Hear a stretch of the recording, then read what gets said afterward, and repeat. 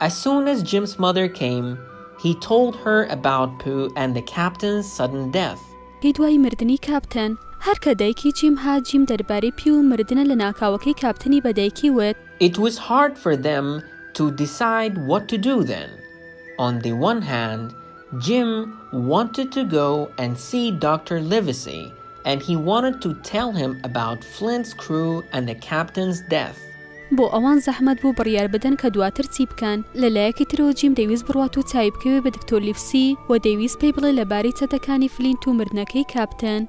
On the other hand, he did not want to do that because his mother would be left alone and her safety was the most important thing to him.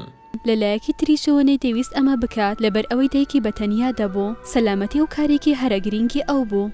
They were also against staying together at the Admiral Benbow because it seemed too dangerous. They therefore decided to go next to the nearest village to get help. هەروەها ئەوان نەیاندەویست بێکەوە لە میوانخانەی ئەدمیرال بێنبۆ بمێننەوە چونکە ئەوێ زۆر مەترسیدار بوو بۆ ئەوان. لەبەر ئەوە بڕیارماندا دواتر بچنە نزیکترین گوند بۆ بەدەستهێنانی یارمەتی. Then they planned to come back to the inn. They wanted to do that to open the captain's chest and take the money they were owed. دواتر پلانیان وا بوو کە بگەڕێنەوە بۆ میوانخانەکە. ئەوان دەیانویست وا بکەن تا سندوقەکەی کاپتن بکەنەوە و ئەو بڕە پارەیە ببن کە کاپتن قەرزاریان بوو.